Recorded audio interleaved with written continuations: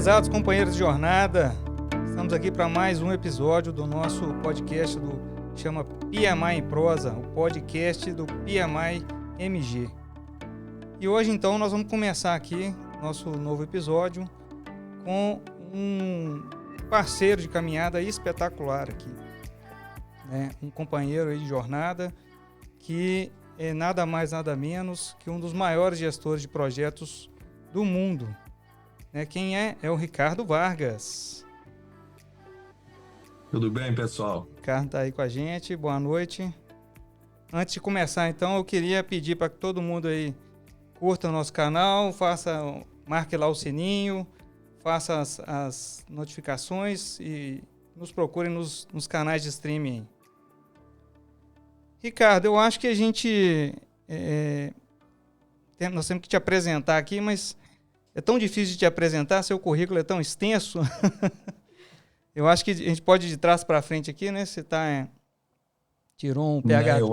Eu acho que isso daí é menos assim, eu digo assim, eu fico muito feliz de estar podendo participar desse episódio, principalmente pela minha história com o PMI de Minas, né? Se a gente voltar aí 25 anos no tempo e ver, né, que como os frutos foram se multiplicando, sabe? Isso para mim é muito gratificante e foi um dos motivos, sem dúvida nenhuma, que eu aceitei o convite de vocês. Falei, pô, esse eu não posso perder. Além de, quando você fala em prosa e eu tô vendo o sotaque de todos aqui, olha, eu já saí de Minas há 11, quase 12 anos, mas o meu sotaque não saiu de mim, não.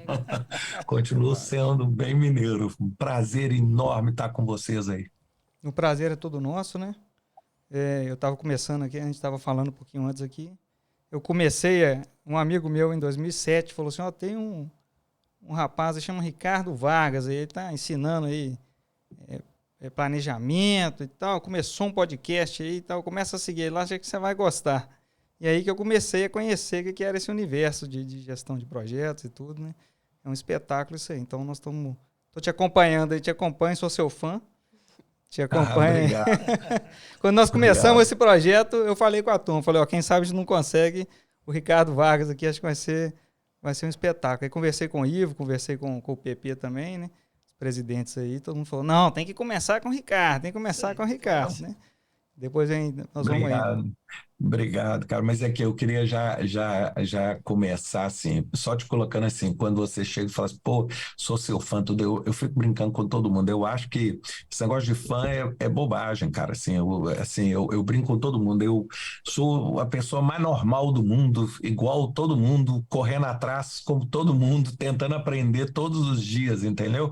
Então, assim, para mim, ter uma oportunidade de estar falando num canal desse, né, pro chapter de onde eu venho, né? O chapter que vamos dizer, que me apresentou ao gerenciamento de projetos, é uma honra, uma oportunidade. Então, assim, por isso que eu falo assim, muito obrigado. E esse negócio de fã é bobagem, cara. A gente tá, assim, as pessoas, eu fico brincando, as pessoas têm que entender que eu acordo todo dia do mesmo jeito de todo mundo, assim, morrendo de medo do que tá acontecendo, morrendo de medo de como é que as coisas vão acontecer, correndo atrás para tentar aprender. Eu acho que isso faz parte aí, esse compartilhamento. Espero que eu possa também aprender um pouquinho com vocês aí.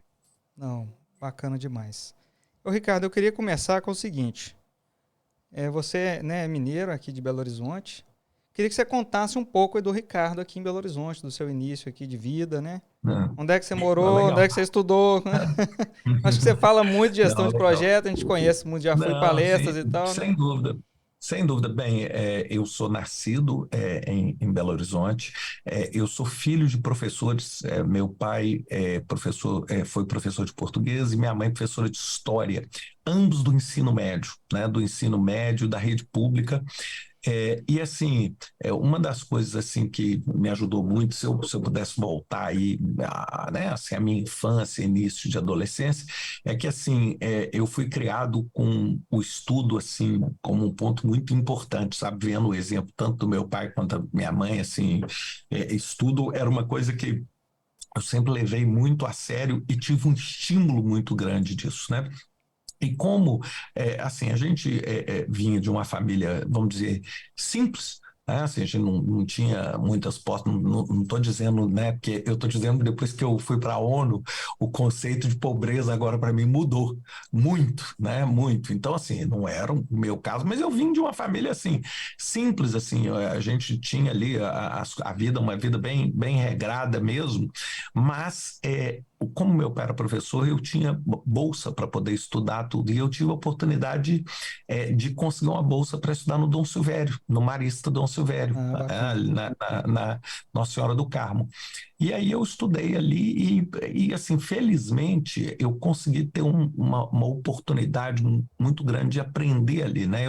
Quando eu nasci, a gente morava na Cidade Jardim, com Luxemburgo, num apartamento pequeno de esquina, na Rua Tavares Bastos, e aí depois eu só morei, antes de casar, em duas casas, nessa, e aí em 1978 eu mudei para o Anchieta, num apartamento Ah, que bacana. até hoje minha mãe mora, o mesmo apartamento que eu, sim, né, são anos e anos no mesmo local. Então eu estudei na no Marista Dom Silvério, e assim, tenho uma gratidão muito grande pelo que eu aprendi lá, e eu sempre fui bastante estudioso, e aí aconteceu de eu ter a felicidade de entrar para engenharia química na UFMG em 1990. Foi quando eu comecei, vamos dizer, a minha carreira, não a minha carreira de projeto, mas a minha carreira assim, de engenharia, de controle de produção, de processos de MRP, planejamento, etc. E aí, mais ou menos no terceiro período, quarto período, eu comecei a aprender pesquisa operacional e cálculo numérico, que era aquelas coisas de nivelamento de recurso, como é que você nivela tal. E nesta época, olha só, aquelas coincidências da vida, eu dava aula, eu comecei a minha atividade profissional dando aula de Excel, de Word, de Windows, né? Lembra aquela época assim que Isso, dar aula bacana. de Windows era um negócio assim, todo mundo fazia curso de Windows, fazia o curso de Excel, etc. Foi quando a Microsoft, naquela época, lançou o MS Project. E naquela época a Microsoft não era desse tamanho, né? Não era do tamanho que ela é hoje, e ela não tinha ninguém, eram poucos parceiros no Brasil, ela tinha uma disputa muito grande com Supercalc, com essas É coisas, e aí verdade. eu estudante de engenharia, eu falei assim, olha, gente, se alguém topar aí, eu tento aprender esse negócio aí para eu poder ajudar. Então eu brinco com todo mundo, eu comecei a aprender um software para depois entender para que o software servia, sabe? É mais ou menos aprender Excel e depois procurar aprender matemática. Boa. E foi aí que o PMI aconteceu na minha vida, porque eu falei assim, opa, não adianta, para eu entender o que está por trás dessas barrinhas, por trás dessa estrutura aqui, eu preciso entender o que está por trás de projetos. E foi assim que a minha vida aconteceu nos projetos, ou seja, graças à engenharia química, graças à informática, graças à Microsoft, ou seja, vamos dizer, esses astros, essa conspiração dos astros, e óbvio, na época não tinha PMI no Brasil, o PMI em São Paulo estava começando, e o PMI do Rio começando, e aí eu, vamos dizer, peguei essa onda e a gente iniciou e recebeu o charter, se não me engano, com 6 meses de diferença. O Rio e Belo Horizonte ao mesmo tempo, e São Paulo acho que 6 meses antes, né? Foi quando a gente começou realmente a entrar nessa área de projetos aí em Minas. Não, bacana demais. Ricardo, e aproveitando agora o gancho do MS Project, né, que é famoso aí no mundo do gerenciamento de projetos, né? Fala um pouco qual foi esse próximo passo para de fato você se interessar, entrar de fato para a área da gestão de projetos, né? E também fala para nós um pouco aí da importância das certificações na sua trajetória profissional. Não, sem dúvida. Bem, aí o que aconteceu, cara? Quando eu vi o MS Project e eu vi aquele potencial, eu falei, olha, se a Microsoft está investindo, né, maciçamente nisso, eu falei assim, pô, pode existir uma oportunidade. E eu sempre tive um perfil, eu gosto de transformar ideia em resultado, e isso que eu falo, assim, muitas vezes quem escuta a palestra e tudo, eu falo muito, eu sempre gostei, por exemplo, historicamente, eu gostava muito, assim, de criar os brinquedos, criar os jogos. Eu não necessariamente gostava de jogar. Para mim, criar o jogo era o jogo. Era mais Sabe? O divertido, jogo né? era a construção. Então, eu sempre tive esse DNA de gostar de fazer as coisas, de gostar assim, de pegar uma ideia e transformar essa ideia num resultado qualquer. E isso me ajudou muito. E aí, com a Microsoft, eu tive aí essa, vamos dizer, né, essa alavancagem. E o PMI veio dando o embasamento e, ao mesmo tempo, me apresentando para outras pessoas que pensavam aproximadamente igual. Falavam, opa, isso aí pode ser uma competência, isso aí pode ser um negócio legal no mercado. Mas, na época, assim, eu tenho que dizer a você, assim, a minha mãe até hoje não sabe o que eu faço, né? Assim, ela sabe que é projeto, ela sabe que deu certo, mas ela não consegue entender. Se eu chegasse para minha mãe e falasse assim, mãe, eu sou engenheiro, ela tinha entendido. Se eu falasse, sou médico, ela tinha entendido, sou advogado, ela tinha entendido. Mas eu falo assim, eu mexo com gerenciamento de projeto, ela fica assim, mas é o quê? O que é esse projeto que você está falando? Você desenha alguma coisa? As pessoas ainda têm essa associação. Então, naquilo eu vi uma oportunidade de desbravar um segmento que não existia, né? E não existia. E eu, assim, gente, eu não tenho uma bola de cristal, eu não imaginava que gerenciamento de projetos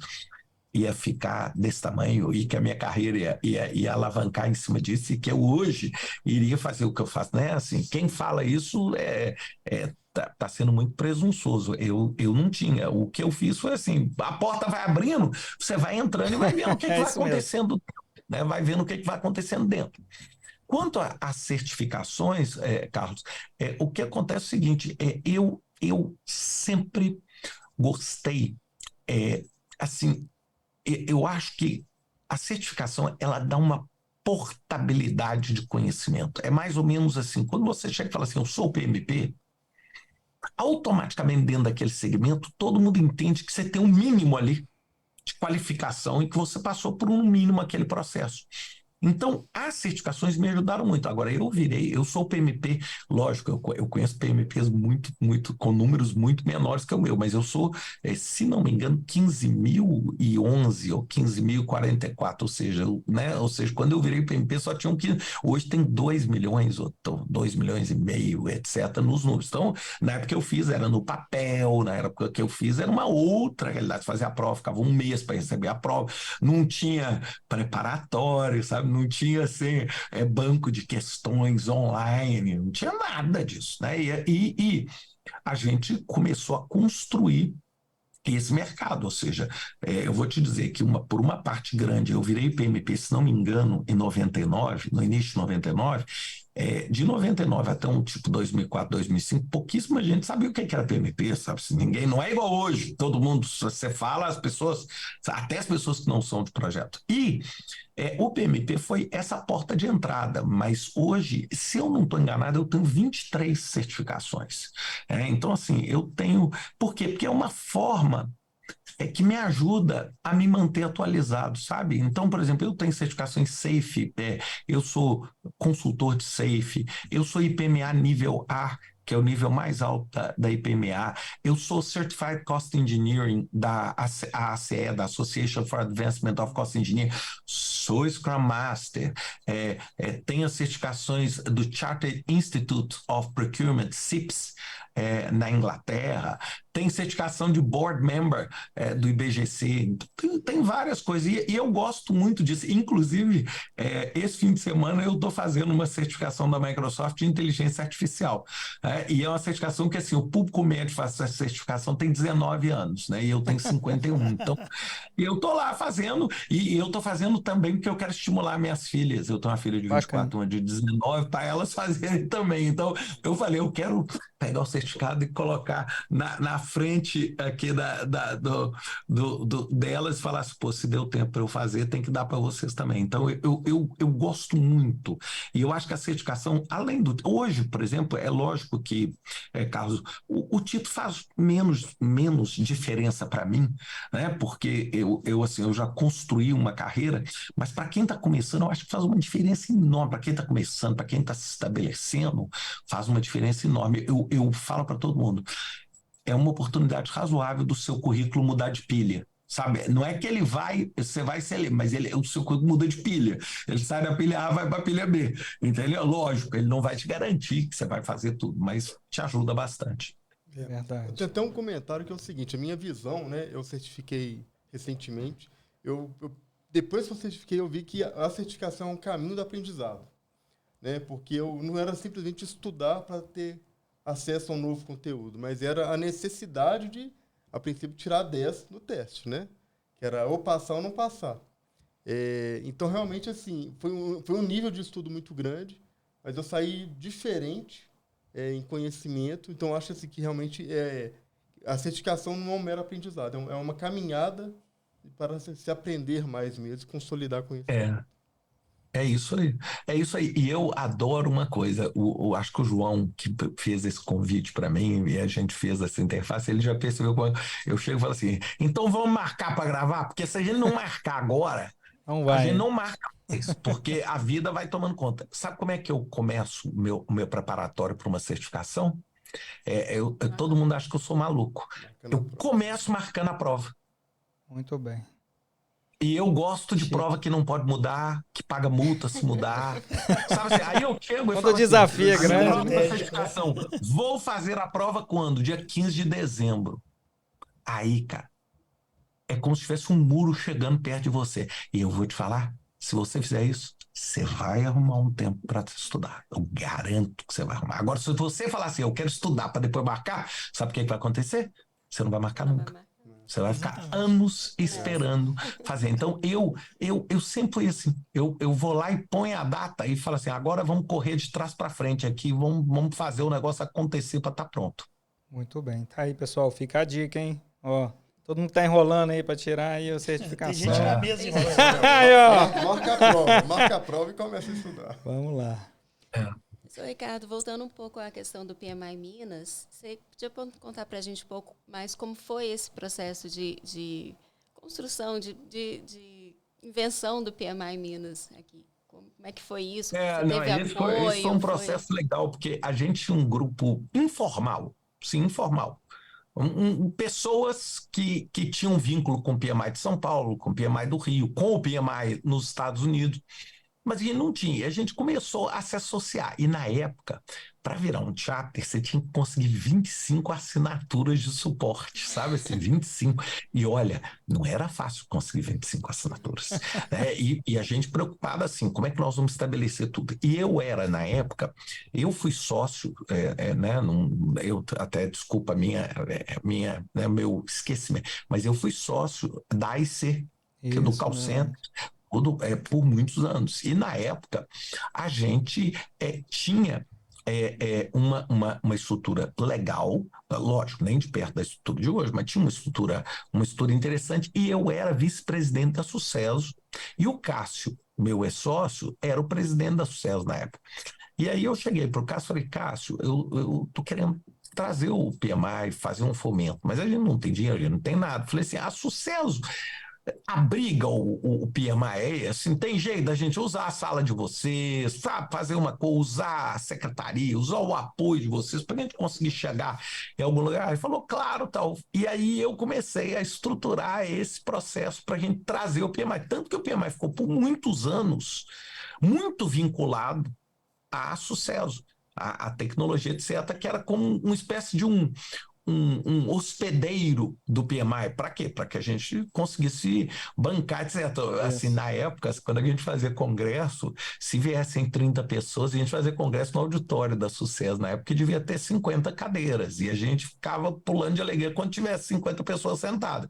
Hoje é muito diferente, né? Hoje você tem uma estrutura muito mais robusta. E a lógica de construir o PMI em Minas foi exatamente colocar Minas no cenário, e principalmente o seguinte: o que é o objetivo de uma associação como o PMI? É assim, é um ganho múltiplo para todos, porque a presença da associação, ela fomenta a profissão onde todo mundo ganha. Então, assim, aí vão perguntar: pô, mas muita gente ficava falando assim: Ricardo, mas pô, você foi voluntário no PMI, fazendo um mundo de coisa e tal.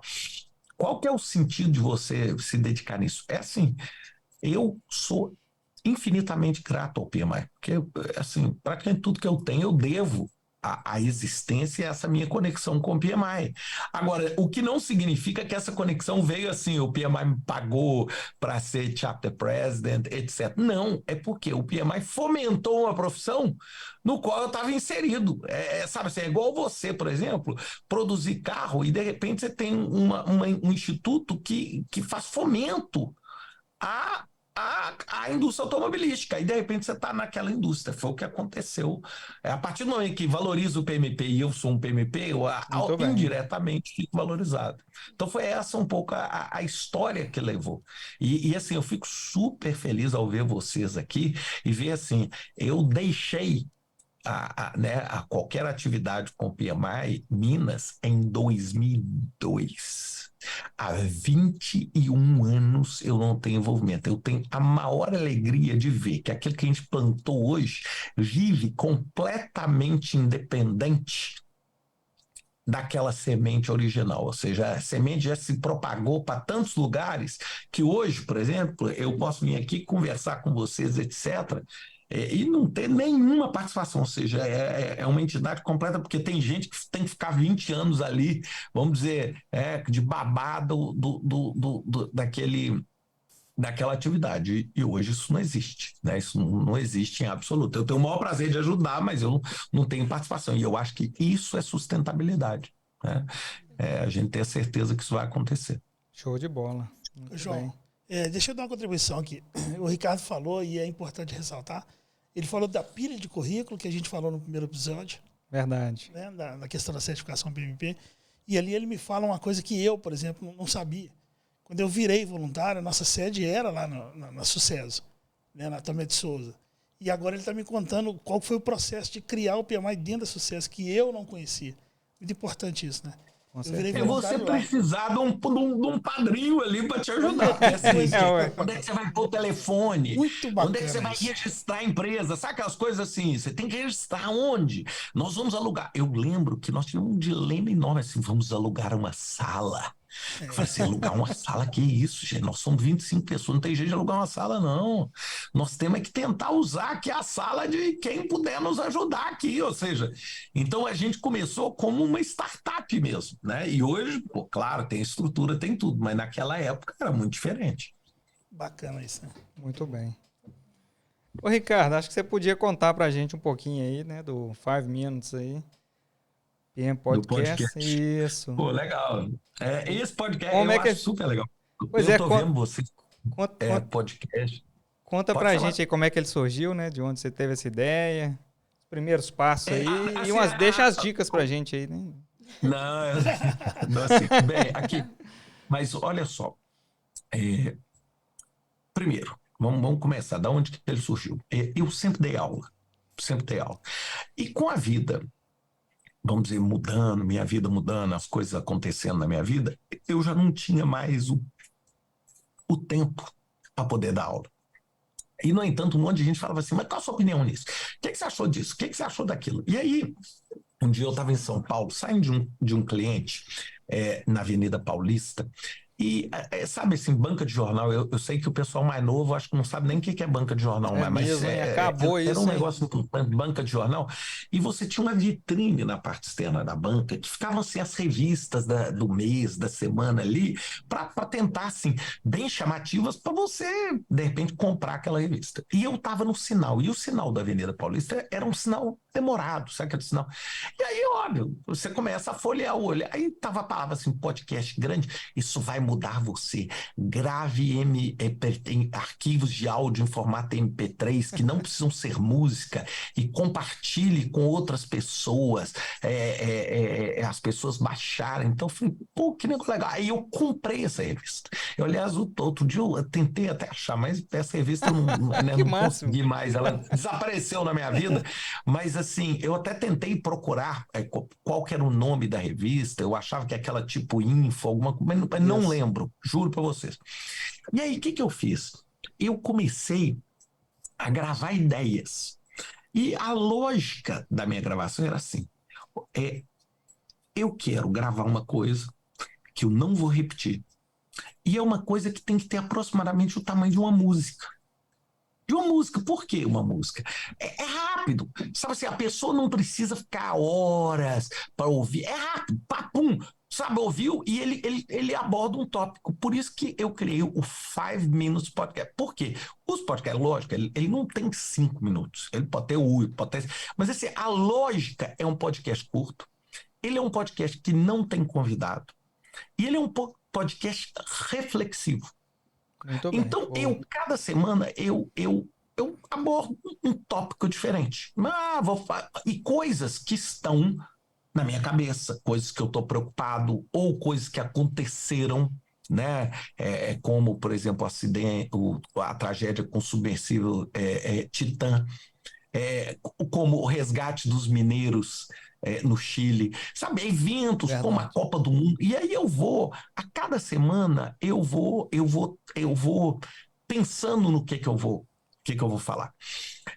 E deu muito certo, se não me engano, acho que tem 12 milhões de views o podcast, muita gente conhece o podcast e hoje tem mais de 600 episódios, mais de 600, acho que 650 episódios em português e inglês, que eu gravo nas duas línguas, eu gravo português e inglês. Agora, alguns segredos do podcast, assim, que são interessantes, eu já dei uma entrevista falando sobre isso, mas só compartilhar com vocês. Não tem script.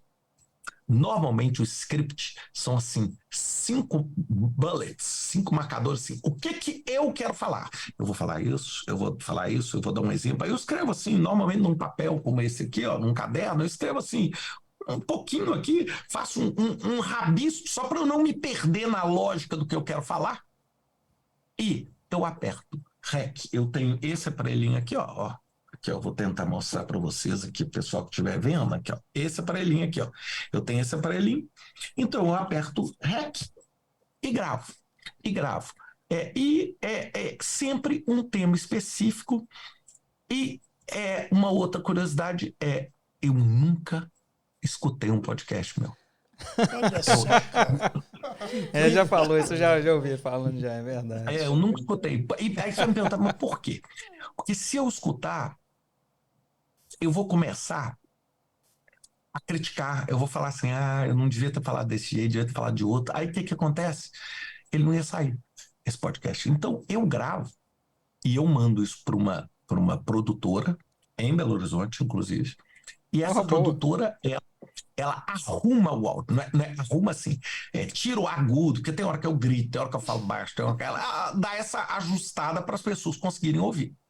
E aí a gente publica, faz o transcript, etc. Então essa é a lógica da minha produção. E eu gravo toda semana, normalmente domingo à noite, normalmente segunda bem cedinho, eu gravo. E eu fico assim, pensando em qual é o tema que eu vou gravar na próxima semana. Às vezes acontece alguma coisa na semana e eu decido mudar a ordem da gravação. Sabe, uma coisa que eu estava pensando. E, às vezes, muita gente me pede podcast.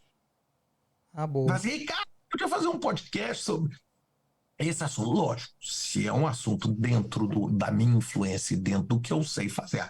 Ultimamente, tem muita gente pedindo podcast de inteligência artificial, etc. Por isso que eu gravei bastante coisa nesse assunto.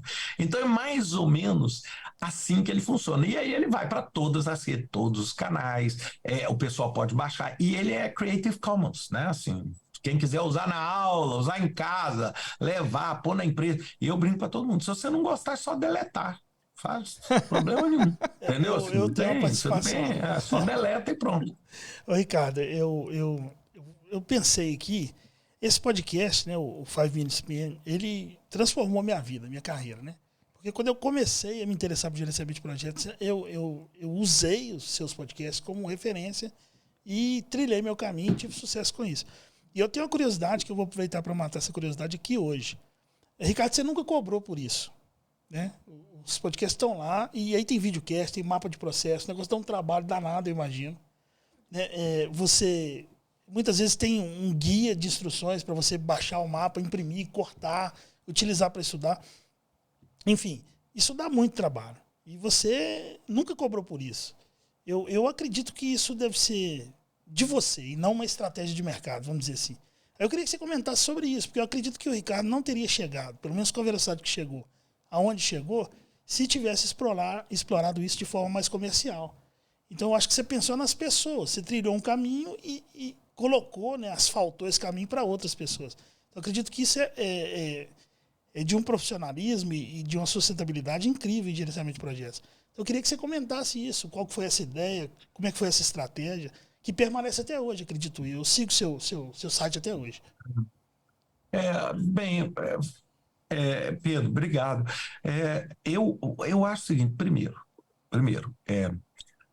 a vida não é só dinheiro, né? Assim, a vida é composta por um monte de outras coisas, apesar da gente viver hoje num mundo que é tão orientado ao dinheiro que a gente acha que vale tudo. E segundo, assim, tem coisas que te dão satisfação, né? Satisfação, assim, de poder ajudar, de poder estar compartilhando conhecimento, de poder estar construindo.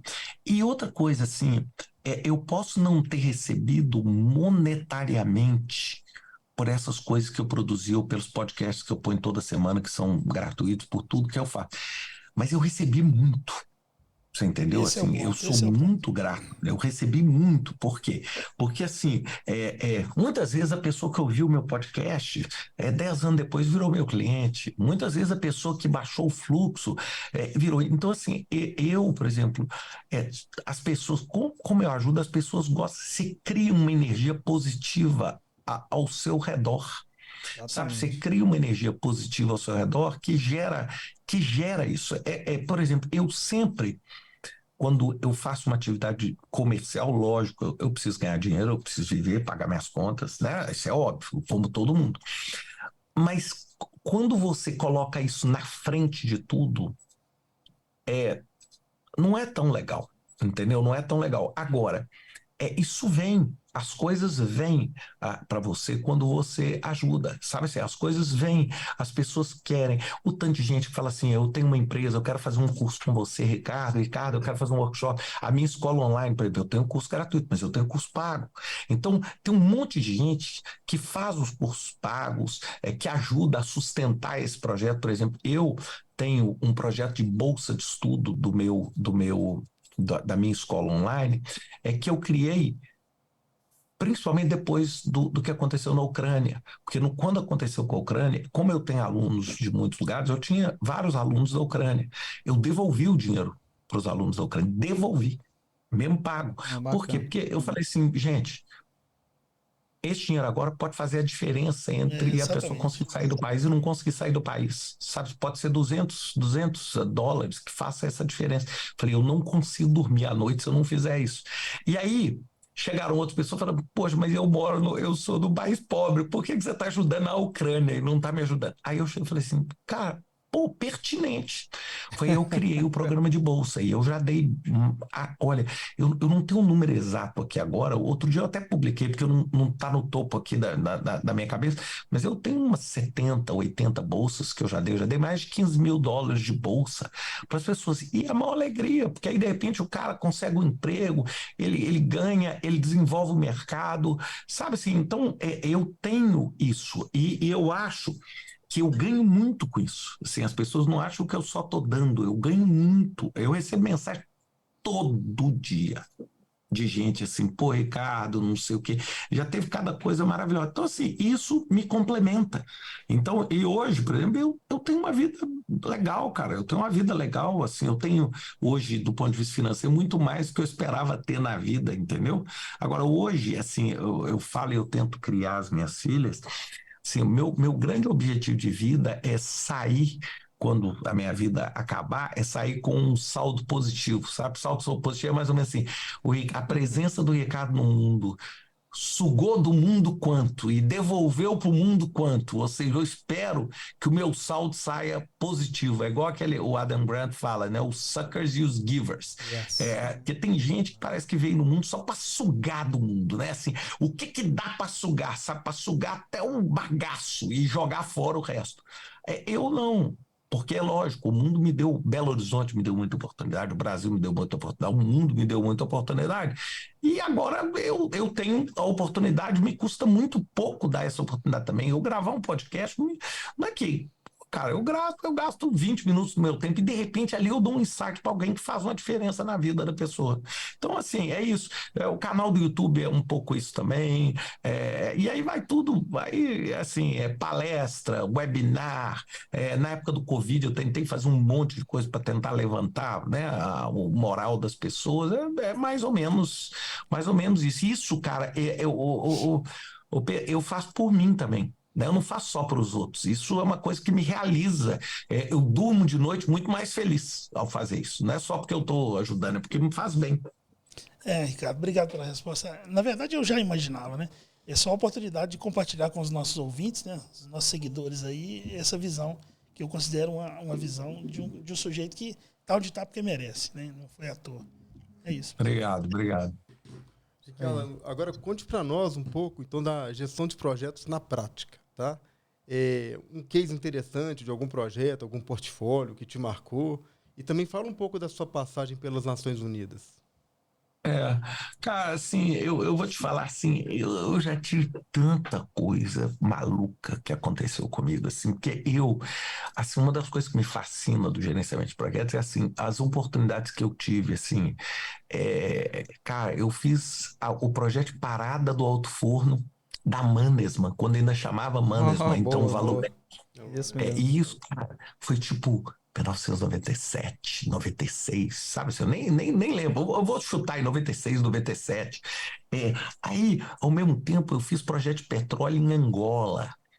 Para Sonangol, para Petrolífera de Angola. Ao mesmo tempo, eu fiz projeto de startup e um monte de coisa envolvendo o .com, lembra? O .com do final da década de 90 ali. Isso mesmo. Aí eu tive a oportunidade da ONU. Então, assim, eu tive uma experiência muito variada aqui, que é uma das dicas que eu dou para todo mundo, porque quando você tem essa experiência em vários ambientes, isso te ajuda demais a ter uma visão holística do problema, ou seja, você percebe o problema de uma forma diferente, porque por mais que você fale assim, mas o que um projeto da ONU tem a ver com o projeto da Petrobras?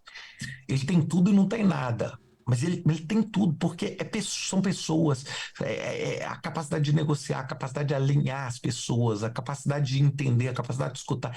Isso são coisas, cara, que você vai aprendendo, a capacidade de trabalhar com diversidade, com gente que pensa diferente de você.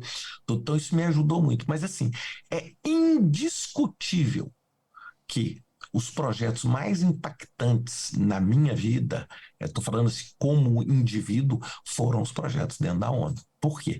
Porque pela própria natureza do projeto, porque são projetos humanitários, são projetos assim, normalmente são projetos que eles existem por quê? Porque existe miséria, porque existe destruição, porque existe guerra, porque existe catástrofe, porque existe tragédia, ou seja, eles não são projetos motivados pelas condições normais que um projeto de uma empresa existe, né? Assim, você não constrói um campo de refugiado porque os refugiados estão com vontade de ir para o campo de refugiado. É o seguinte, ninguém, por isso chama refúgio.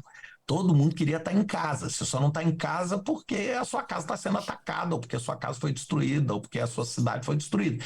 Então, isso tem um apelo muito grande. Então, assim, eu tenho projetos desses humanitários que são inesquecíveis, como, por exemplo, no Sudão do Sul, em Juba, a gente construindo escola para meninas nos arredores do Sudão, construindo, fazendo a construção física. E aí você vê a miséria num país que não tem energia elétrica, né, gente? Assim, eu falo isso porque as pessoas não entendem. Já pensaram num país que não tem eletricidade? O país funciona todo a gerador, não tem eletricidade, sabe? Não tem Às vezes a gente esquece disso, né, Ricardo? É verdade. A gente esquece. Eu também, olha, eu vou te falar, eu também imaginava até ir lá. Outro, eu tive na ONU no auge do Estado Islâmico, né, que foi, eu fiquei de 2012 a fim de 2016. Então eu vi o conflito do Estado Islâmico assim, por dentro e a tragédia. Então eu tive no Iraque, ou seja, eu tive nesses lugares. Então assim, foram muito impactantes, porque assim, vocês já pensaram o que é assim, usar o PMBOK, usar o Prince, usar isso, mas num projeto que não é um projeto assim, qual vai ser o retorno do investimento financeiro? É projeto para salvar a vida. E é mais ou menos assim, se você não fizer o que você tem que fazer, a gente vai morrer. E vai morrer mesmo. Se aquele material não chegar ali em 2 dias, vai morrer. Não é que você vai perder 100 mil ou 200 mil, vai morrer gente. E morre mesmo. Sim, morre mesmo. Então, assim, além disso, por exemplo, foi a nossa equipe que fez a remoção das armas químicas da Síria. Então, imagina a complexidade dessa operação que a gente teve a oportunidade de coordenar. Então, assim, foi muito uma experiência para mim muito enriquecedora, sabe? Disso. Então, assim, isso para mim é uma coisa que não tem preço, sabe? Tanto que eu brinco com todo mundo hoje, quando a pessoa fala assim, o projeto está difícil, eu falo assim, você não sabe o que é difícil. Você não sabe. Deixa eu sentar aqui, começar a contar uma história, que aí na hora que você conta, o cara fala, entendi. Entendi. É porque é uma outra dimensão, né? Uma outra dimensão do tamanho do problema que você está lidando. Então, isso que foi assim, uma das coisas mais marcantes para mim. Você trouxe até uma visão interessante, até para mim, porque muito se fala hoje em dia que projeto tem que entregar valor, né? Mas você trouxe algo que para mim até era inusitado, né? Não é só valor. No caso, lá na sua passagem nas Nações Unidas, era entregar a vida, né? A oportunidade de a vida, mas esse é o valor. Calma, esse o valor mais. E assim, e eu vou te contar que nós já perdemos funcionário. Eu tive funcionário assassinado, né? Nós tivemos, e não foi um, não. Eu tive. Então, assim, eu vi gente morrer, assim, falando na minha frente. Então, assim, sabe? Então, assim, é frágil mesmo. É frágil mesmo, sabe? A situação é assim. Sabe, se você se atrasar a chegada de um determinado ali, a diferença entre dar certo e dar errado, e quando dá errado, é muito errado, muitas vidas vão ser perdidas. Vão ser perdidas. Então, assim, é uma coisa, a gente fez um trabalho grande na época do Ebola, no oeste africano, né? Em Serra Leoa, na Libéria, ali, que foi super complexo, sabe? Assim, o mundo inteiro tentando fugir de lá e a gente indo para lá. A gente indo para lá, porque, assim, quem é que vai? É isso aí. Se ninguém vai, alguém tem que ir. Alguém tem que ir, acaba com você que vai. Então, assim, foi muito complexo, mas é esse que está o valor. Esse é que está o valor. O valor não está só no dinheiro. Não está só no dinheiro. O sucesso do projeto toma outra perspectiva, né? Se o projeto realmente foi de sucesso ou não, se ele alcançou o objetivo, tornou outra perspectiva. É outra perspectiva. Tanto que, às vezes, a nossa preocupação não era financeira. A nossa preocupação é o seguinte: como é que você constrói uma estabilidade? Estabilidade. Como é que você assegura a proteção de minoria, por exemplo, quando você tem uma guerra étnica? Que a minoria não seja dizimada. Como, por exemplo, eu estou falando desse caso, que foi o caso dos Yazidis, no Monte Sinjar, no Iraque, perto da cidade de Mossul, quando o Estado Islâmico foi uma das noites mais bárbaras da história, quando eles entraram, mataram 500 pessoas e levaram todas as mulheres, levaram as meninas, e muitas até hoje não foram encontradas. Nossa. Entendeu? E eu tava pesado, pesado. Nesse dia. Então, assim, sabe? Então, assim, aí você começa a pensar assim, pô, por que ele não chegou ontem? Sabe? Por que ele não chegou 3 dias atrás? Sabe, assim, por mais que você esteja correndo, sempre existe esse questionamento. E é aí que está o valor. Nem toda empresa, ainda mais hoje que a gente tem falado muito, o valor é exclusivamente em cima da lucratividade delas, né? O valor do projeto. Por isso que eu adoro no PMBOK 7, quando a gente tem lá o princípio foco no valor. E não foco no lucro, é foco no valor. Qual que é o valor que você está propondo para aquele trabalho? Né? Para aquele processo, para aquela escola, para aquela educação, etc.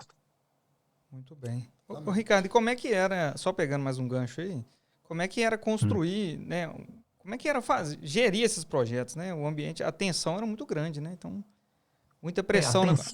Assim, a tensão era muito grande, mas eu quando fui convidado, né, só para quem não sabe, a história minha com a ONU é aquelas coisas inusitadas. O telefone tocou no meu escritório em Belo Horizonte, na Avenida do Contorno 8000, na frente da trincheira ali, do Gutierrez ali. Isso mesmo. E eu atendo o telefone, falando em inglês, o que era raro de eu receber um telefonema em inglês. Isso era 2012. E já é fevereiro de 2012. E aí falando, nós temos interesse e tal, o que você acha disso? 3 meses depois estou eu mudando com a minha família inteira para Dinamarca e assumindo essa posição. E eu fui o primeiro funcionário, fui o primeiro diretor mundial de infraestrutura e projetos da ONU. E eu montei a equipe inteira, montei tudo do zero, assim, do zero, não tinha ninguém. Aí nós fomos montando até a gente estruturar tudo ao longo desses 5 anos, entendeu? E aí eu criei esse mesmo ambiente. Eu não gosto muito de falar essa palavra, porque eu acho que essa palavra é muito mal interpretada, meritocracia, etc. Mas eu só, na ausência de uma palavra melhor, assim, a gente instituiu muito a questão do mérito, sabe assim, das pessoas assumirem a responsabilidade, porque existia lá uma característica que era muito comum, assim, como os projetos são muito complicados, são muito difíceis, então o que acontece? Era muito fácil falar que deu errado. Sabe assim, é muito fácil você ter uma desculpa para falar, não deu, não consegui fazer, era para construir 10 casas, construir uma só, pô, não deu. E eu, cara, eu cheguei e falei assim, não, dá para construir sim. Dá para construir sim. E eu tratava como o dinheiro da ONU como um dinheiro privado. Você entendeu? Assim, eu geria como uma empresa privada cujo acionista eram as pessoas em necessidade no mundo. E eles como é que eu consigo reverter o máximo possível para esse acionista? Então, assim, eu tive, nesses 5 anos, um trabalho que eu lutei de disruptura. Eu queria quebrar a regra do jogo lá. E numa estrutura extremamente burocrática, extremamente politizada. E eu, como eu já tinha assim, um sucesso profissional, e eu assim, não dependia da ONU para viver, assim, eu não estava lá esperando o meu salário no fim do mês, eu virei uma pessoa polêmica. Então, assim, em algumas coisas, por exemplo, eu era provavelmente um dos únicos executivos com nível de diplomata que eu tinha. Eu era diplomata total, como um embaixador, só para vocês terem uma noção. Bacana. Eu usava calça jeans, camisa de malha. Eu não usava terno. Aí eu nunca esqueço do meu chefe, que aliás é uma das pessoas que eu mais amo. Eu até entrevistei o Ian Matson. Um dia eu cheguei para ele, assim, chegamos na mesa, assim, tava todo mundo de terno, aí chegou eu, assim, mais ou menos como eu tô aqui agora. Aí eu chego lá, sento na mesa, ele olha para mim e fala assim: Ricardo, você está relaxado hoje, né? Tipo assim, ele falou brincando, mas ele não, o tom que ele queria, assim, você não acha que você está meio informal demais, não? Aí eu nunca esqueço a resposta que eu dei para ele, assim, falei numa boa, falei assim, ô Ian, quando vocês me convidaram, vocês não estavam me contratando para um concurso de beleza. Vocês não estavam me contratando para colocar aqui, vocês estavam me contratando para trabalhar. E é o seguinte, eu garanto que eu trago o meu cérebro para o trabalho todos os dias. Agora, eu já não sei se tem gente que vem de terra e deixa o cérebro em casa para não gastar, entendeu? Então, assim, eu falei assim, e aí na hora foi um silêncio assim, nunca mais na vida ninguém falou nada. Ninguém falou nada. E depois, pouquíssima gente usava terno. Eu só usava terno para encontrar com esse tipo de coisa. Então, assim, foi por quê? Porque não faz sentido. A segunda coisa, é lógico que pela minha posição, eu podia viajar, por exemplo, de classe executiva para todos os lugares e tal. Só que eu achava imoral. Eu falava assim, peraí, eu tô indo para o Sudão do Sul, eu tô indo para o Haiti. E eu não posso ter um pouquinho de desconforto, sendo que eu estou indo visitar uma pessoa que mora numa caixa de papelão. Não faz sentido, porque com o dinheiro dessa passagem aérea eu construo uma casa a mais. E aí eu comecei a fazer isso. A partir do momento que eu comecei a fazer isso, o que aconteceu? Todo mundo do meu time passou a fazer também, porque ninguém, né? Mesmo os que não queriam. O cara fala assim, pô, o chefe. Chefe tem que dar o exemplo, é isso aí, cara. E E eu, assim, comecei a provocar o sistema, porque aí o povo ficava todo mundo morrendo de raiva de mim, porque eu fazia todo mundo. Por exemplo, o meu colega viajar de executivo, eu cumprimentava e ia lá para o fundo do avião, entendeu? Porque eu fazia para provocar, para deixar ele ou ela mal mesmo, sabe? Mal, com aquela cara de tacho. E aí no dia seguinte, eu chegava às vezes, já teve várias, tem uma vez que eu voltei de Bangkok, de econômica, eu cheguei sem tomar banho no escritório, sabe, assim, com a calça, com a roupa tal, para não chegar atrasado no trabalho, entendeu? Aí essas coisas, você vai mudando um pouco a cultura. Então a gente criou um time muito vencedor. E, aliás, muitos deles estão lá hoje, muitos deles hoje estão chefiando projetos grandes. Foram aqueles meninos que tinham 25 anos na época que eu entrei. Ou seja, e eu ainda tenho contato com muitos e muitos deles. Bacana. Show de bola. Parabéns aí. Isso foi legal. Isso é uma coisa que eu tenho muito orgulho. Se fala uma coisa que eu tenho orgulho, isso eu tenho orgulho, cara. Tem uma hora que eu falo assim, porque olha, eu vou te falar, quando eu estava no avião, eu lamentava, mas eu falava assim, vai a missão.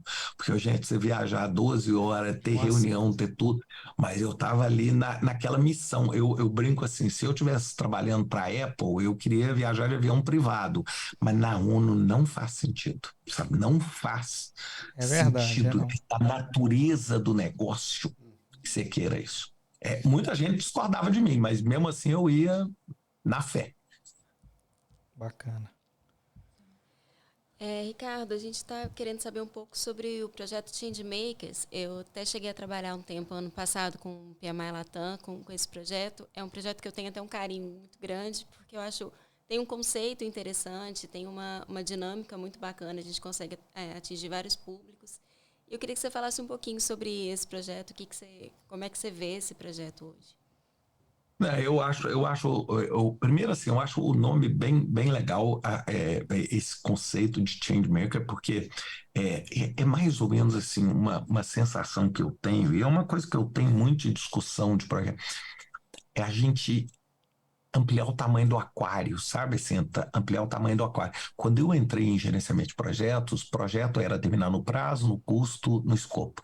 Se o produto que você ia fazer era inútil, não era um problema seu, era um problema de quem pediu. Hoje já não é assim. Hoje nós já temos portfólio, hoje nós estamos falando em valor. Antes você não falava em valor, antes você falava em conformidade. É o seguinte, eu quero produzir a fábrica mais eficiente de disco de vinil. Você não discutia se disco de vinil era bom negócio ou não. Você ia lá e construir a fábrica de disco de vinil, entregar para o cara a chave e falar, toma aqui só a chave. Pronto, agora o problema é seu.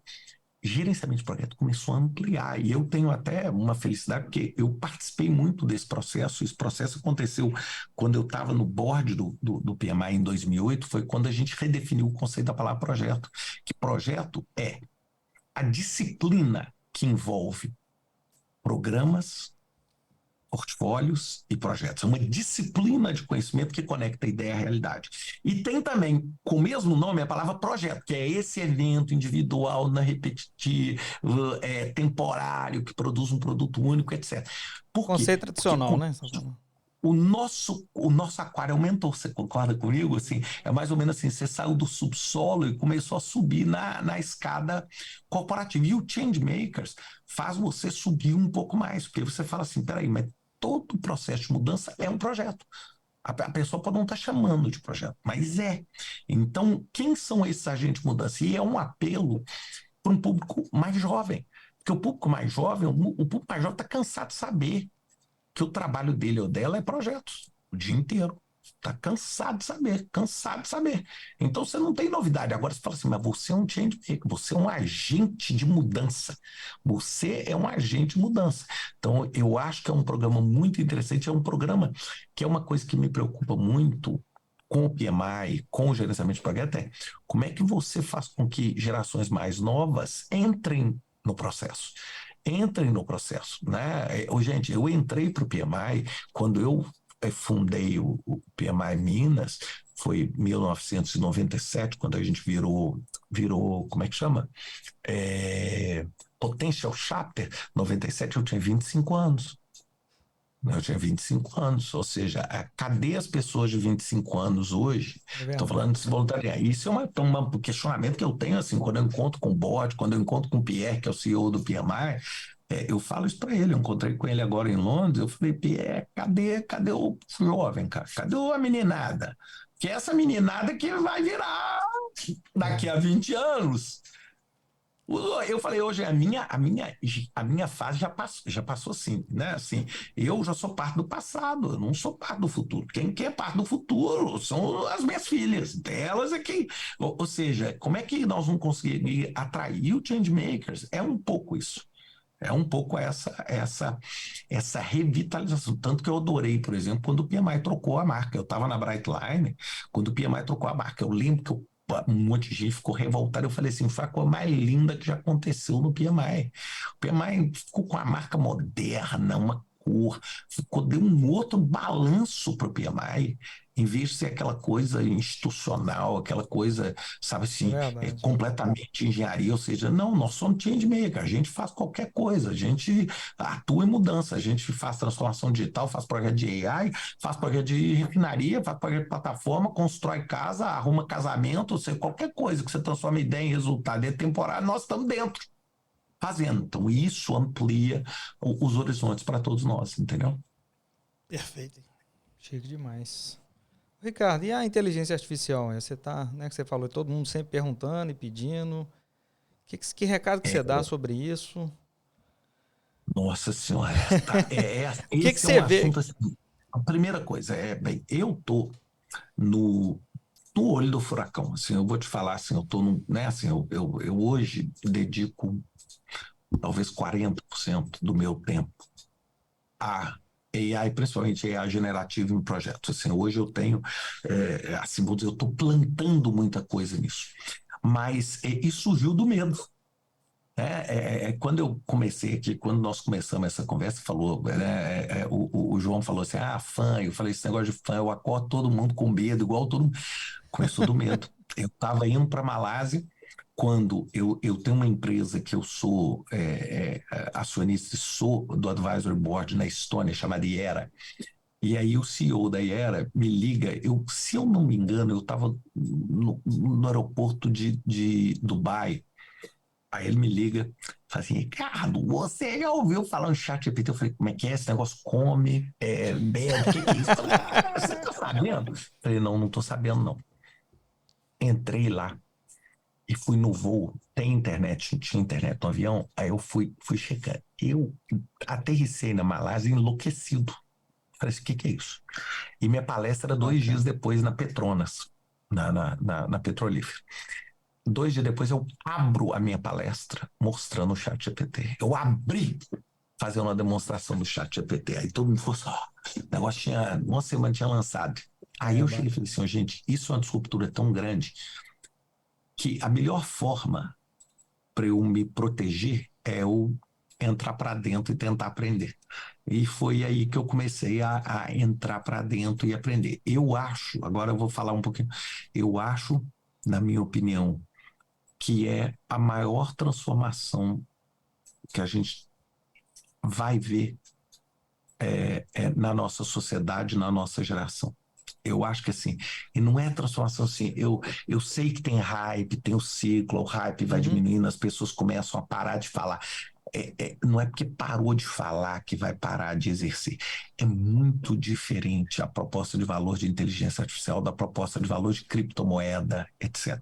Criptomoeda, ela tem um lado poético, tem um lado disruptivo, assim, vamos abaixo dos governos, agora as moedas são autogeridas. E você tem ali um velho oeste.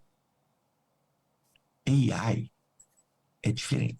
AI, o benefício é infinitamente mais amplo, mais global e mais democrático. É o seguinte, ChatGPT hoje qualquer um pode usar, você pode usar agora. E outra coisa, você pode usar assim, advogado, assistente, engenheiro, médico, escritor, tal. Qualquer um, é verdade. E é impressionante. Então eu estou falando assim, o potencial disso, o potencial, e eu acho que isso vai mudar enormemente a nossa profissão. Vai fazer a gente questionar assim, como é que vai ser o papel da metodologia? Isso. Como é que vai ser o papel do PMO? Como é que vai ser o papel do reporting? Será que eu faço relatório agora? Ou simplesmente a pessoa vai lá no GPT e pergunta? Aí eu estou desenvolvendo uma plataforma que já está em beta agora, que é uma plataforma importante, está no programa de startup da Microsoft, que é o Piemoto, que é o quê? Que é um Large Language Model para gerenciamento de projetos, que pega tudo que você viu no ChatGPT e adiciona um layer adicional Uhum. com praticamente todo o conhecimento de gerenciamento de projetos. Então você vai ter, é como se fosse um ChatGPT, mas que entende de projetos. E Ele é depois tem um direcionado outro já, né? que é o da empresa, que a empresa vai poder adicionar. Então você vai poder entrar no seu ChatGPT Piemoto e dizer assim, qual projeto está com problema? Ele vai olhar os 3, ele vai construir em linguagem natural, usando os termos de projeto em cima do seu projeto. Você não vai precisar mais gerar um projeto, você não vai precisar gerar um relatório. Eu vou lá e pergunto, falo assim, o que eu preciso me preocupar quanto ao meu portfólio essa semana? Ele vai falar assim, preocupa com esse projeto aqui, nessa atividade, preocupa com isso, preocupa com isso. Aí eu falo assim, por favor, gera um follow-up para mim nisso aqui. Você vai conversar, cara. Isso é Cara, igualzinho você usa um chat GPT, só que um chat GPT. O chat GPT, ele é um mecanismo genérico. isso. Ele é super legal para 99% das coisas. Super legal. Só que ele não é especializado. Então, o que eu estou construindo, assim, eu com os meus parceiros, essa especialidade para gerenciamento de projetos. Igual tem gente fazendo para medicina com a Siemens, que é igual a Bloomberg está fazendo para mercado financeiro, etc. Nós estamos fazendo para ocupar esse espaço do gerenciamento de projetos. Ou seja, o que vai acontecer no futuro? O João, Pedro, Cássio, Fernando, vai estar o quê? Vai ter um assistente virtual para você que sabe todas as metodologias, que sabe tudo, que você vai poder perguntar qualquer coisa que você quiser. Entendeu? Você fala assim, qual a melhor abordagem para esse projeto aqui? Como é que eu resolvo esse conflito aqui? Como é que você vai ter ali, como se fosse do seu lado, um profissional ultra capacitado. Com isso, você vai diminuir treinamento, você vai aumentar a curva de adoção, etc. E vai aumentar a taxa de sucesso do projeto, que é o que eu quero mesmo no final, para te falar a Aí sim, verdade. é verdade. Parar Aí de sim. dar tanto Essa é a problema. maior Então, não, aumentar, não é acabar, porque não vai ter jeito de acabar, mas assim, Verdade. você dá uma ferramenta onde as pessoas tendem a errar menos. Minimizar, muito bem. Então, isso é o futuro. Agora, vai ter muita gente que vai ter disruptura no emprego, vai ter muita gente que vai ter que repensar o seu emprego, repensar o seu trabalho. Ah, não tenho dúvida nenhuma disso. E não só em projeto, mas na sociedade como um todo. Pois é, qual que é o futuro aí da carreira? Do gestor de Não, projeto, eu acho que o futuro é o seguinte, ainda tem um espaço enorme que a inteligência artificial, pelo menos nesse horizonte visível que eu tenho, não vai conseguir chegar, que é o lado humano, resolução de problema, conflito, os power skills que o PMI chama, os soft skills. E esses eu acho que ainda vai levar algum tempo. Por favor, eu estou falando isso porque eu sei que vocês vão me perguntar, pô, mas Ricardo, mas você acha que um dia a inteligência artificial vai fazer isso? É possível. É possível, eu não estou dizendo que vai, mas eu estou dizendo que é possível que esse cenário aconteça. Então, assim, e por isso que eu falo assim, quando nós começamos a conversar, eu falei assim, a minha percepção sobre AI é uma percepção relativa, porque eu nunca sei, se eu amo ou se eu tenho medo, assim, eu nunca sei se nós estamos construindo um negócio. Assim, eu sou fascinado, eu acho que a produtividade, para mim, por exemplo, eu uso o dia inteiro. Me ajudou pra caramba, é ótimo. Mas quando eu penso um pouquinho mais macro, bem, daqui a pouco eu vou ficar redundante, pode ser. Pode ser. E eu acho que nós temos que estar preparados para isso. Para descobrir. E eu acho que os governos também têm que estar, a sociedade tem que estar preparada, porque tem coisas que podem ser inesperadas, que a gente não sabe. Porque, assim, eu só quero dizer o seguinte: se a gente olha o que está saindo hoje de inteligência artificial, a gente toma um susto. Imagine o que vai sair daqui a um ano. com certeza. Sabe? A Juro gente que a gente não esqueceu que o sabe que chat tá sendo GPT tem feito. 6 meses de vida. A O velocidade ChatGPT é 7 muito meses, grande. 7 meses de vida. Ele tem 7. Ele não tem 7 anos, não. Ele não é o Excel que tem 20. Ele tem 7 meses. Ou seja, imagina quando o GPT-4... Eu falo GPT, por favor. Nós temos... Tem outras nós temos plataformas. nós temos um monte. Mas vocês já pensaram quando esses large language chegassem no GPT-8? Se o GPT-4 está fazendo isso, o 8 vai fazer o quê? Acho que você não vai nem escrever o Gravar prompt, um você vai podcast, pensar o né? prompt, ele vai já escrever para você. Não sei, cara. Eu sempre Sabe, penso hoje a assim. gente Pode a falar. gente vê foto, a gente vê isso, a gente toma um susto, cara. Código para programador, sabe? Pô, pelo amor de Deus, cara, você joga seu código lá, o cara depura o seu código na linguagem que você quiser. Eu, por exemplo, eu tô aprendendo Python, tá? Eu não sou bom, mas tô aprendendo para mim, para eu não ser ignorante. Mas eu, quando estudava, eu aprendi Pascal. Eu aprendi C. Dois. Se eu quiser fazer também. um programa em Pascal, eu uso o GPT para fazer um programa em Pascal, cara, uma língua que tá morta. Então, assim, meu Deus do céu, cara. Vocês já pensaram onde nós vamos chegar quando isso aí tiver tudo, sabe assim, não tiver em beta mais, sabe assim, imagina o que vai ser. Verdade. Vai ser. Fantástico ou não, né? Essa é a dúvida, né? E aí? Eu sempre Sei. penso O assim. Bill Gates escreveu agora no Gates Notes um pouco como que eu estou falando. Ele é cautelosamente otimista. Eu também sou cautelosamente otimista. Eu tenho um lado otimista, por exemplo, na saúde, na descoberta de doença. Pô, eu acho que nós vamos ter um avanço ali assim. Agora, a gente não pode esquecer o seguinte: a tecnologia ela veio para servir o homem, ela não veio para controlar o homem. E assim, o homem não anda na velocidade.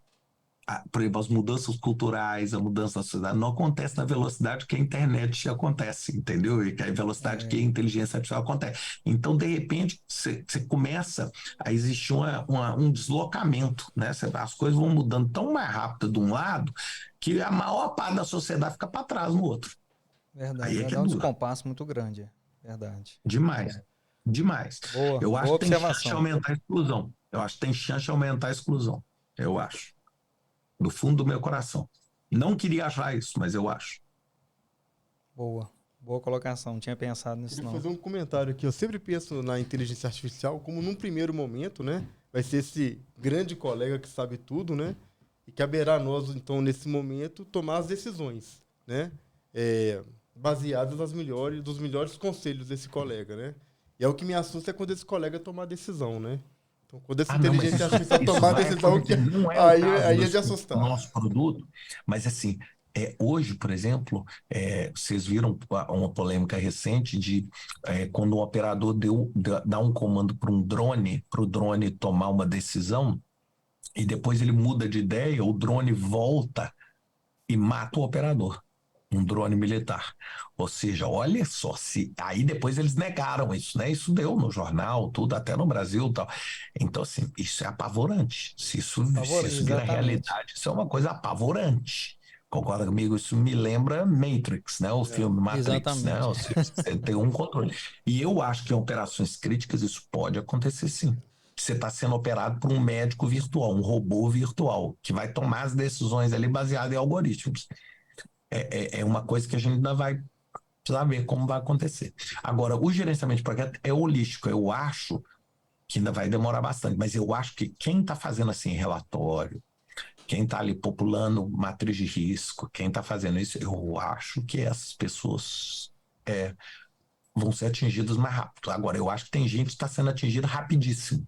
Quem mexe com tradução, quem mexe com escrever as coisas, quem mexe com fazer post na internet, quem mexe com desenvolver software básico. Essas pessoas já estão sofrendo uma disruptura agora. Verdade. Agora. Já foram afetados aí, muito bem. Então, a IBM mesmo, a IBM agora, ela ia contratar 7.800 pessoas, falou o seguinte: eu não contrato ninguém e eu só contrato se você me provar que inteligência artificial não consegue fazer. Caraca. Isso agora, tem 3 semanas. Nossa. É um baque. É isso aí. Será que isso é uma tendência? Pois Sei. é. Sei. Perigoso. Eu mesmo, no meu trabalho, por exemplo, eu hoje já não contrato mais tradutor. Eu já não contrato copyright. Eu uso tudo em inteligência artificial. Eu uso Grammarly, eu uso Qbot, eu uso ChatGPT, eu uso Superhuman.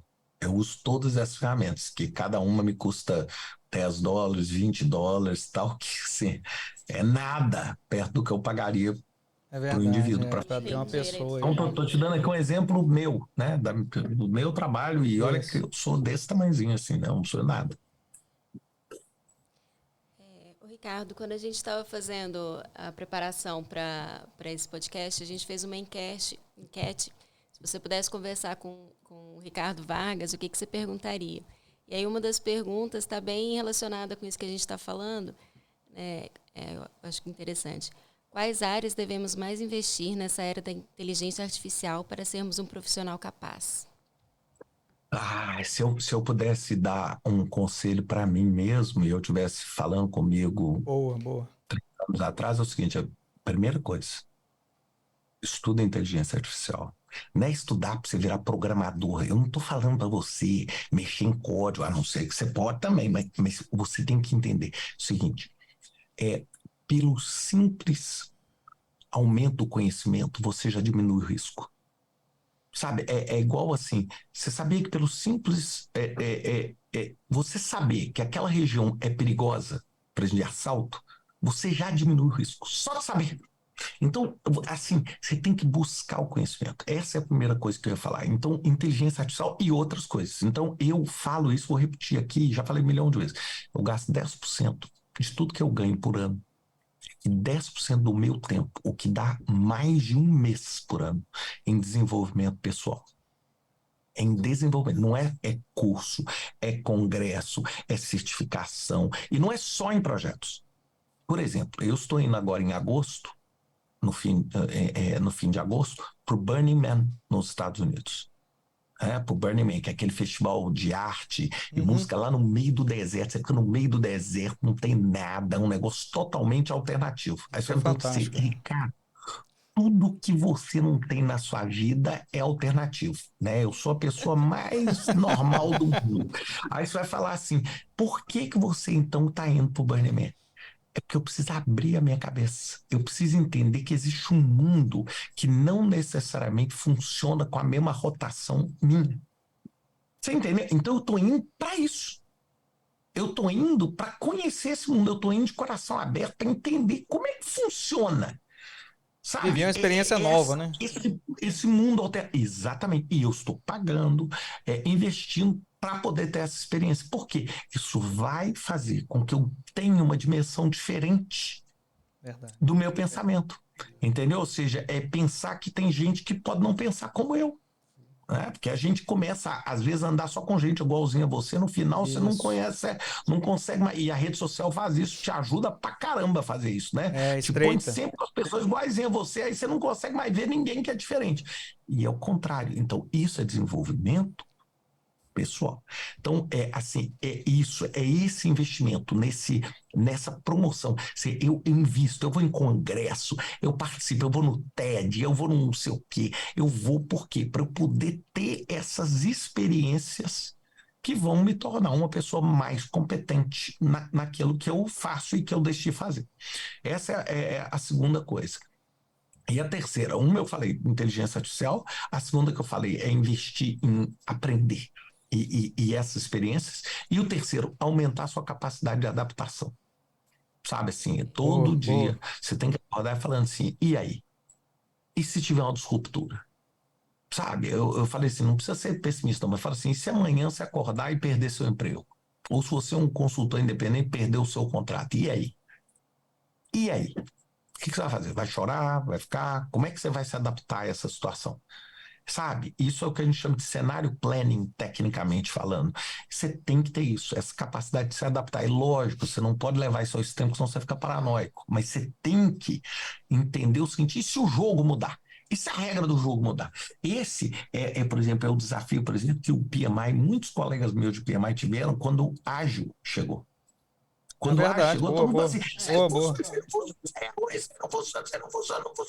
Sabe assim, é o bloqueio, é o denial que a gente chama da mudança. O denial.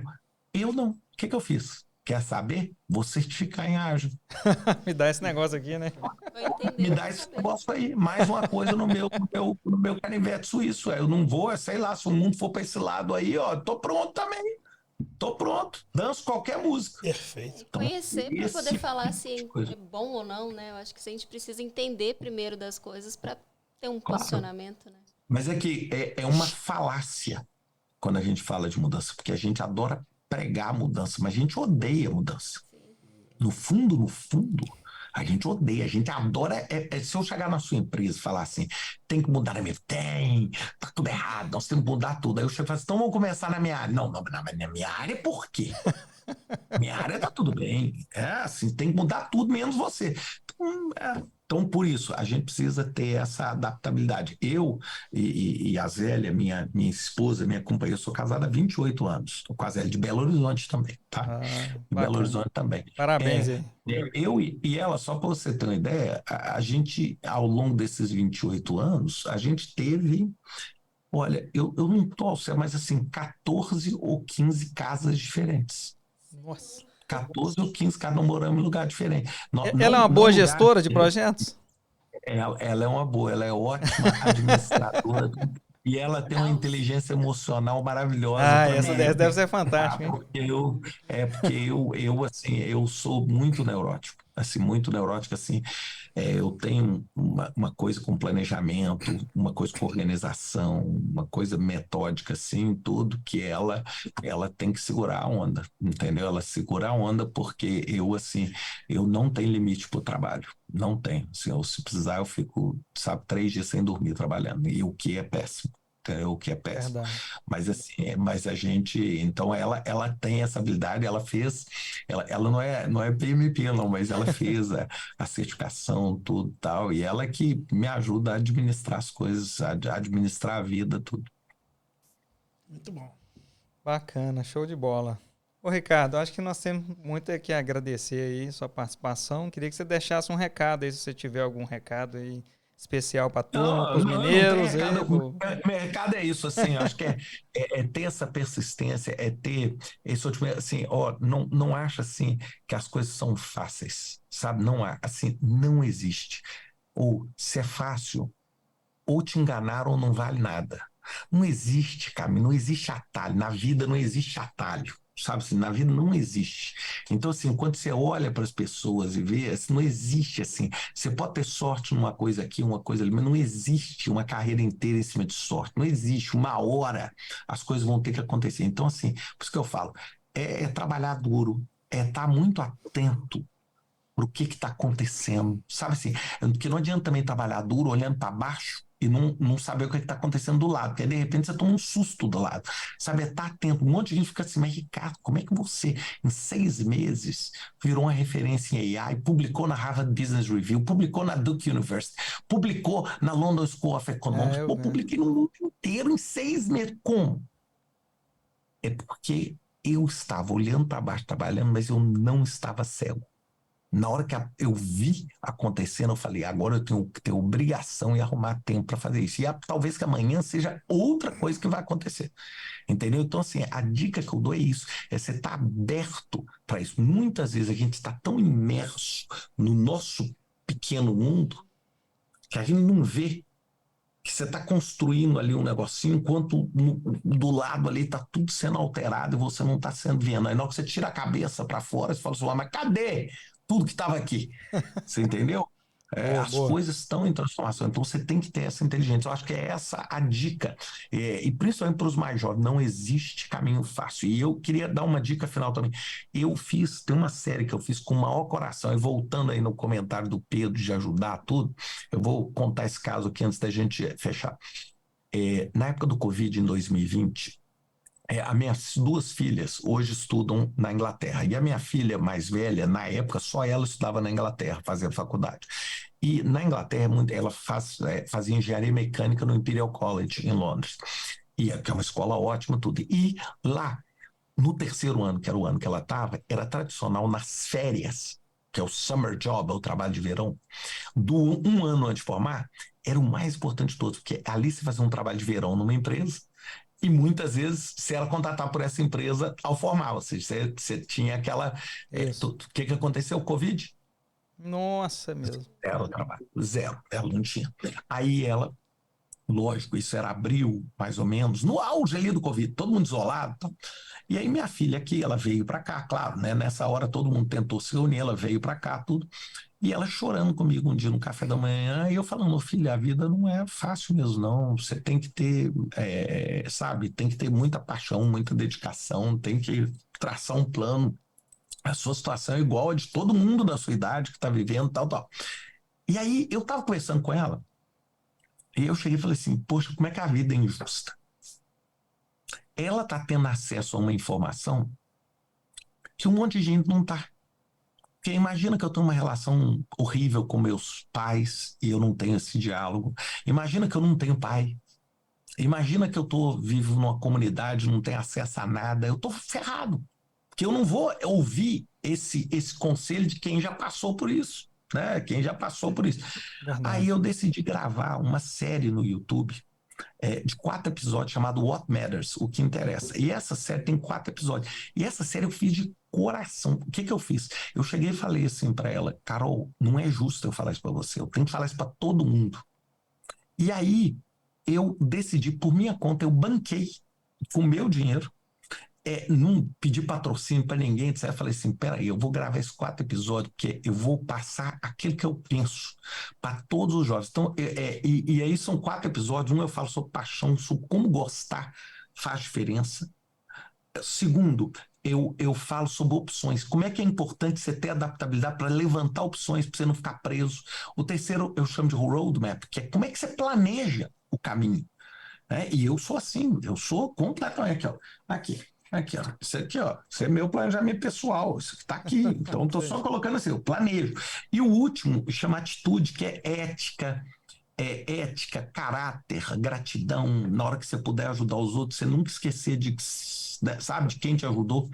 E aí eu coloquei isso no YouTube. Então, eu queria principalmente falar para os jovens, assim, vale a pena. São 4 episódios, não é? E eu fiz com o maior carinho, assim, não é nada. Eu não vendo, eu não sou coach, eu não faço isso, esse não é meu negócio, não sou um profissional de recursos humanos, né? Assim, mas eu fiz isso principalmente para essa geração, porque essa geração tomou um impacto muito grande com o Covid. Então, assim, eu só queria terminar sem deixar de falar isso, porque provavelmente muitas das pessoas vão ouvir isso, são pessoas que estão passando por esse momento.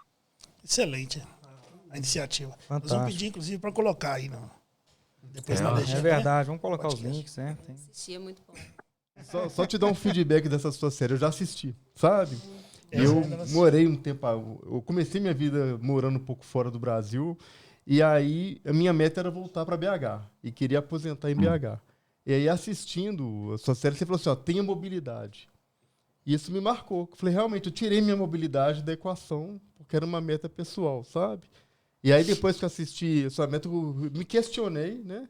E voltei para minha equação a mobilidade. Então, assim, é realmente uma série muito boa e é um conselho que, Obrigado. que alterou minha trajetória. Assim, essa é a série que está no meu coração. Né? Essa é uma série, assim, quando eu tiver com 80 anos, eu vou estar olhando, vou falando, pô, essa valeu a pena. Porque, assim, até hoje, quando eu penso, eu falo assim, pô, como é que eu consegui? Porque isso tudo, cara, foi feito em 3 dias, cara. Tudo. Meu A Deus. concepção, a gravação, a viagem, Esse é tudo fera, em 2 É anos. disseminante. Foi um negócio 3 louco. dias. Foi quase uma catarse. E assim, eu fiquei muito feliz, cara. Eu fiquei muito feliz mesmo. E esse é o meu legado aí. Se um dia eu tiver neto, essas coisas, vai ser para eles aí. Você tem muito legado já, você tá doido. Nossa Esse é mais... Obrigado. Show de bola. Ricardo, agradeço então imensamente aí, agradeço a presença Eu de que todos aqui, agradeço, né? Agradeço ao PMI, a prazer oportunidade imenso. de estar aqui com essa turma toda. Eu queria falar um pouquinho, Ricardo, tomar mais alguns minutinhos seus. É o seguinte, eu gostaria de dizer que o seu bebezinho, né, o seu PMI-MG que foi criado, né, concebido e criado com muito carinho, tá em muitas boas mãos, viu?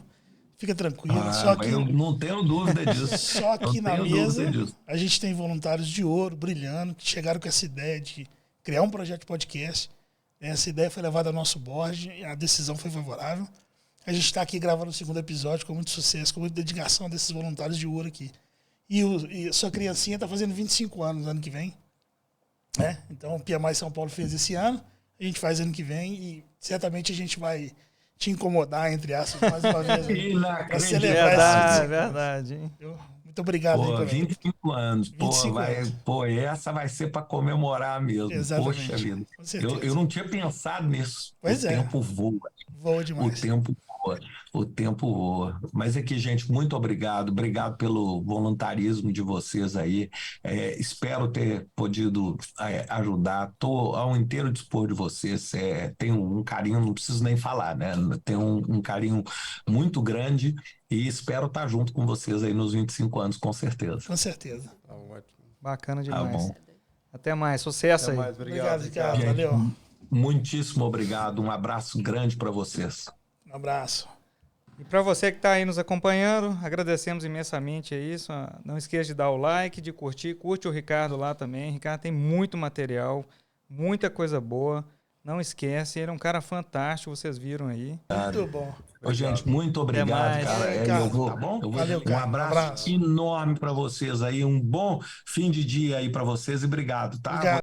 Show de bola. Agradecemos e estaremos aí trazendo mais material bacana. Não deixe de nos acompanhar. Fechou isso aí. Não? Muito bom, obrigado.